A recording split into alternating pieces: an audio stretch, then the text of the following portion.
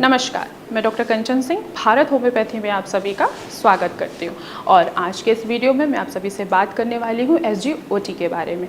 SGOT ये liver का एक एंजाइम है। लिवर के दो एंजाइम्स होते हैं जैसे कि SGOT, SGPT, और इनका क्या फंक्शनिंग होता है। तो नॉर्मली जो SGOT, SGPT जो एंजाइम्स होते हैं ये हमारे लीवर को हेल्दी बनाते हैं, यानी कि ये हमारे लीवर को ठीक करने में हमारी मदद करते हैं। SGOT का एक और नाम है, उस नाम को हम क्या बोलते हैं, AST। इसको AST के नाम से भी जाना जाता है। ये क्या करती है, ये प्रमोट करता है, ये हमारे एंजाइम्स को, हमारे जो लीवर की फंक्शनिंग को इसको असिस्ट करता है, यानी कि हमारे लीवर में किसी तरीके की गड़बड़ी तो नहीं आई है ये पता करने में ये एंजाइम हमारी मदद करता है। और साथ ही साथ SGOT ये भी हमें बताता है कि आपका लीवर डैमेज है या नहीं है। एक अगर हम मेल पर्सन की बात करें तो जो SGOT का जो नॉर्मल लेवल होता है वो होता है 8 to 45 यूनिट पर लीटर होता है।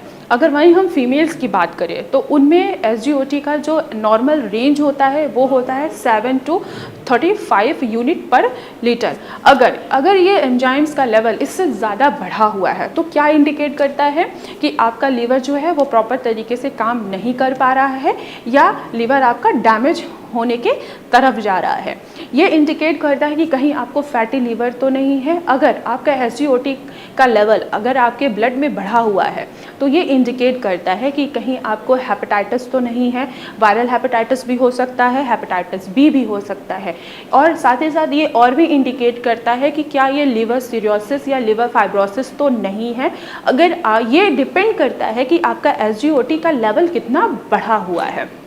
अब हम बात करते हैं कि इसके पीछे के क्या कॉजेज़ हो सकते हैं। तो अब जाहिर सी बात है कि SGOT का जो लेवल बढ़ा हुआ है ये डिपेंड करता है ना कि किस वजह से है।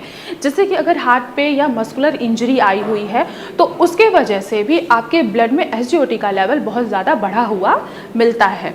इसके अलावा एक और कॉज है जैसे कि सर्टन मेडिकेशन। आप बहुत सारे ऐसे मेडिकेशन ले रहे हैं जिनका सेवन करने से भी आपके ब्लड में SGOT का लेवल बढ़ा हुआ मिलता है। अब हमें क्या करना है कि अगर SGOT का लेवल बढ़ा हुआ है तो हमें अपने लीवर को, उसकी फंक्शनिंग को बढ़ाने के लिए हमें हेल्दी डाइट लेनी है। हमें ऐसा कोई भी खाना नहीं खाना है जिससे हमारी लीवर की जो फंक्शनिंग है, लीवर के जो एंजाइम्स वो और भी ज़्यादा डिस्टर्ब हों। तो हमें कैसा खाना खाना है, हमें हेल्दी खाना खाना है। ऐसा खाना खाना है जिसमें एंटीऑक्सीडेंट से भरपूर हो हमारा फूड आइटम, या ऐसा खाना खाना है जिसमें एंटी इन्फ्लेमेटरी प्रॉपर्टीज़ पाई जाती हो।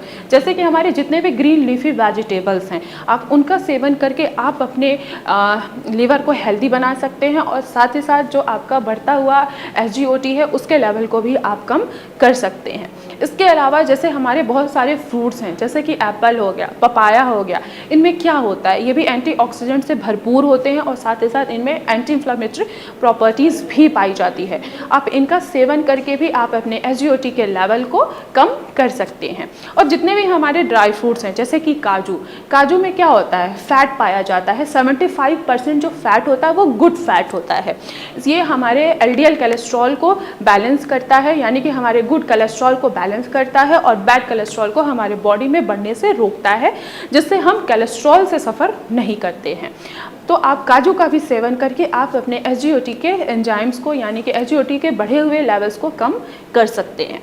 इसके अलावा जैसे कि वॉलनट हो गया, किशमिश हो गया, इनका भी आप सेवन करके आप अपने SGOT के लेवल को कम कर सकते हैं। तो मैं आशा करती हूँ कि आप लोगों को समझ में आया होगा कि आखिर SGOT टेस्ट क्यों होता है और किस लिए होता है। तो आज की वीडियो में बस इतना ही, फिर मैं मिलती हूँ नेक्स्ट वीडियो में। तब तक के लिए धन्यवाद।